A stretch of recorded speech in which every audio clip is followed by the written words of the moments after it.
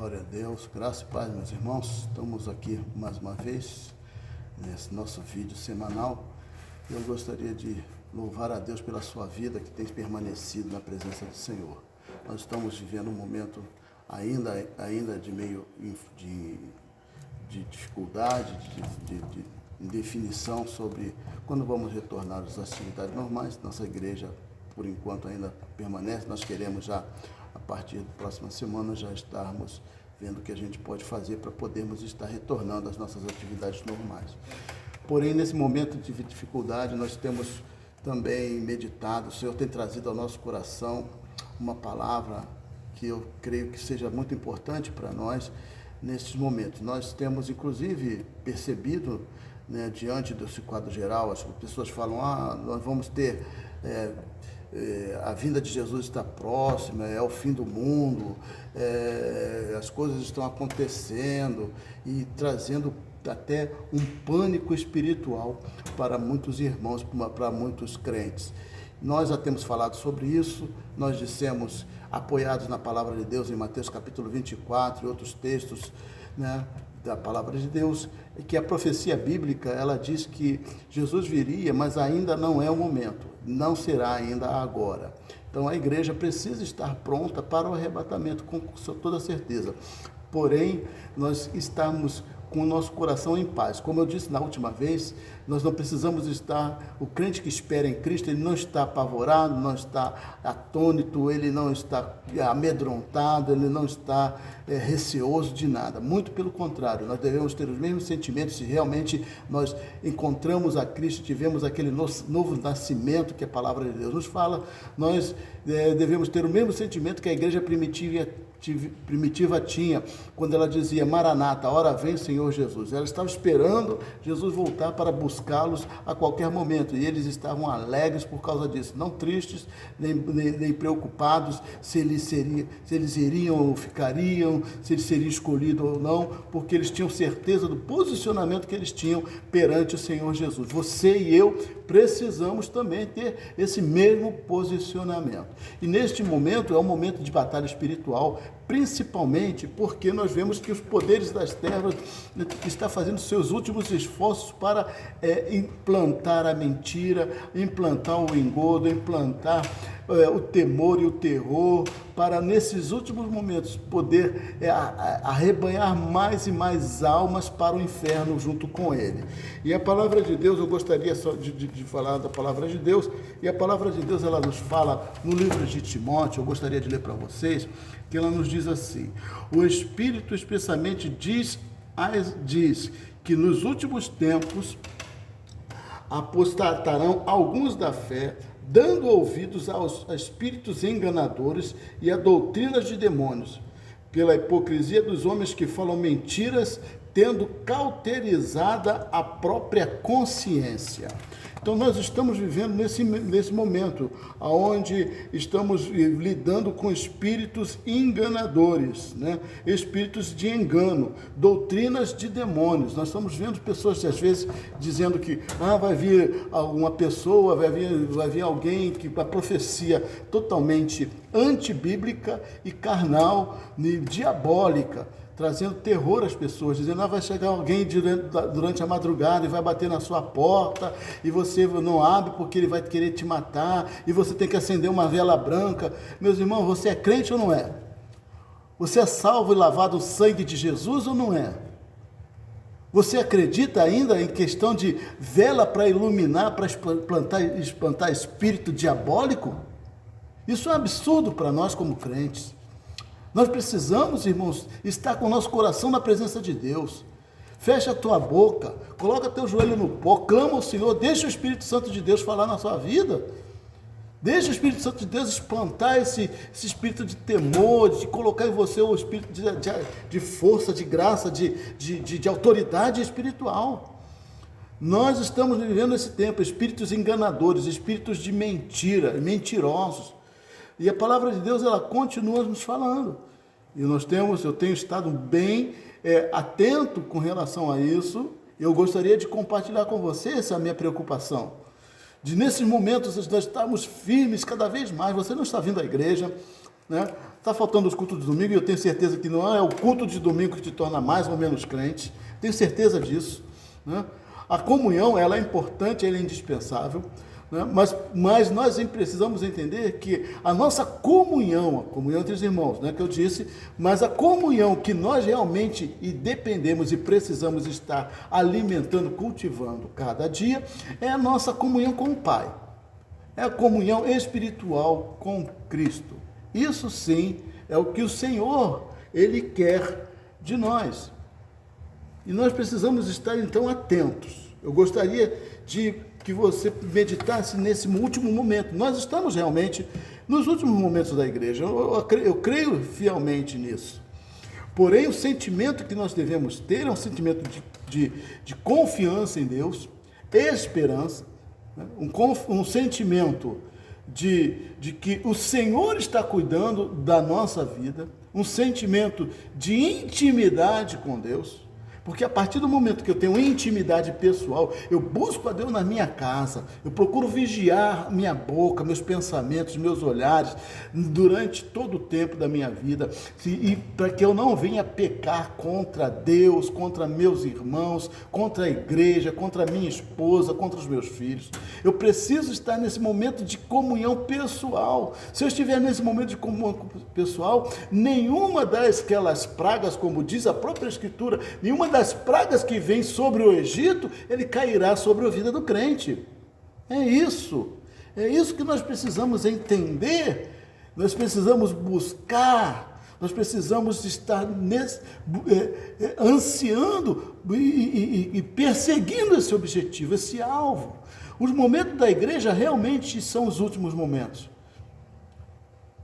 mas pelo fato de serem os últimos momentos, não quer dizer que seja momento de dor, de sofrimento, de lamúria, de angústia, não. Veja o que diz a palavra de Deus.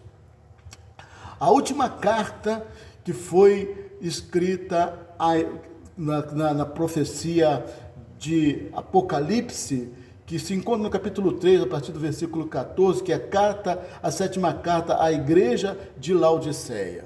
Diz assim a palavra de Deus: e ao anjo da igreja que está em Laodiceia, escreve isto: assim diz o Amém, a testemunha fiel e verdadeira, o princípio da criação de Deus. Quem é a testemunha fiel e verdadeira?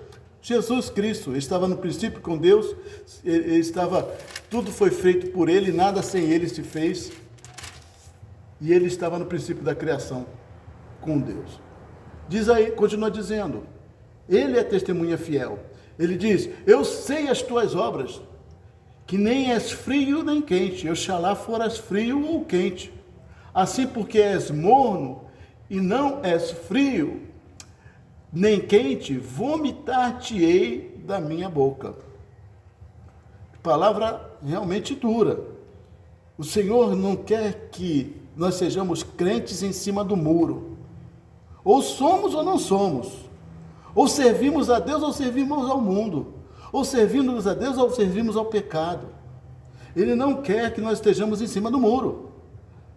Ele não quer que nós sejamos aquelas pessoas inconstantes. Uma hora está lá em cima, outra hora está lá embaixo, e sempre naquela insegurança, naquela infantilidade espiritual, imaturidade. Ele quer que nós estejamos cada dia mais crescendo na sabedoria, na obediência ao Senhor. Então ele diz: porque és morno e não és frio e nem quente, vomitar-te-ei da minha boca. Como dizes, rico sou, estou enriquecido e não tenho falta, e não sabes que és desgraçado, miserável, pobre, cego e nu. Nós não estamos vivendo isso? Esses momentos em que as pessoas estão buscando a riqueza, buscando o dinheiro, buscando o conforto, buscando a comodidade, tentando se sentir bem consigo mesmo, com a sua família, se sentir bem com a sociedade, viver uma vida livre, tranquila. Não é isso que nós estamos vivendo? Mas veja que diz a palavra de Deus. Nesse momento ele diz assim: não sabes que és um desgraçado sem a graça de Deus. É um miserável. ou seja, vive numa miséria, num distanciamento, uma pobreza espiritual, que és pobre, que és cego e nu. Mas o Senhor, que é misericordioso, Ele diz assim: ainda que você esteja sem a graça de Deus, ainda que você seja miserável, ainda que você não tenha nada, só busque riquezas, só busque aquisições, conquistas materiais, é um pobre espiritual, porque muitas vezes passam anos na igreja sem ganhar uma alma para Cristo, uma alma para o Senhor, só perseguindo sua satisfação pessoal, as bênçãos. É cego, não consegue ter visão espiritual, enxergar muitas vezes a verdade de Deus, e nu, ou seja, despido de suas vestes gloriosas espirituais. Mas o Senhor, que é bondoso e misericordioso, Ele diz assim: aconselho-te que de mim compres ouro provado no fogo, para que te enriqueças, vestidos brancos, para que te vistas, e não apareça a vergonha da tua nudez. E unjas os teus olhos com colírio, para que vejas. Aquilo que nós estávamos preenchendo a nossa vida, no versículo anterior, com as coisas mundanas, materiais, as coisas deste mundo, ele diz: unge os teus olhos com colírio,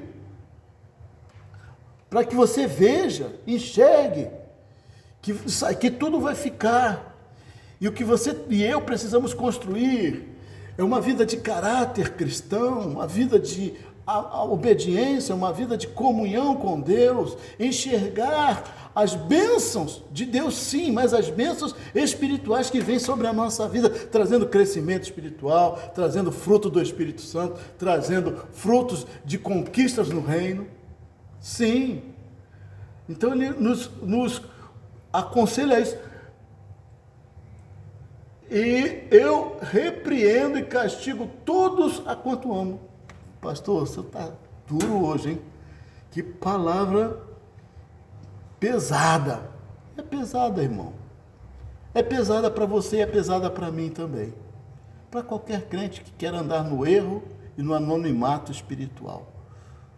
Mas para aqueles que querem servir a Deus, é uma palavra de conselho, de bênção, uma palavra de orientação dentro da palavra de Deus, não a orientação, o pastor Vanderlei, não.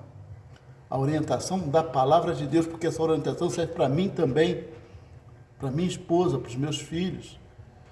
E todos quanto negarem essa orientação, esse aconselhamento, com certeza o seu destino não vai ser o céu, não vai ser a eternidade com Deus.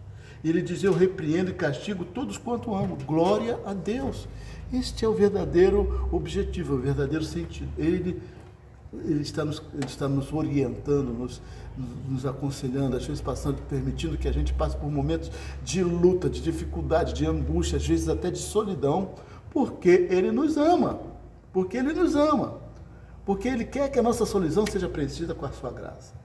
Eis que estou à porta e bato. Se alguém ouvir a minha voz e abrir a porta, entrarei em sua casa e com ele cearei e ele comigo. Ele está batendo a porta do seu coração e está batendo a porta da nossa igreja. Eu, como pastor, estou abrindo a porta da nossa igreja para o Senhor, para que o Senhor ele possa entrar na nossa igreja e cear conosco, participar da nossa mesa. E eu posso estar preparado também para participar da mesa do Senhor. Ao que vencer, lhe considerei que se assente comigo no meu trono, assim como eu venci e me assentei com meu Pai no seu trono.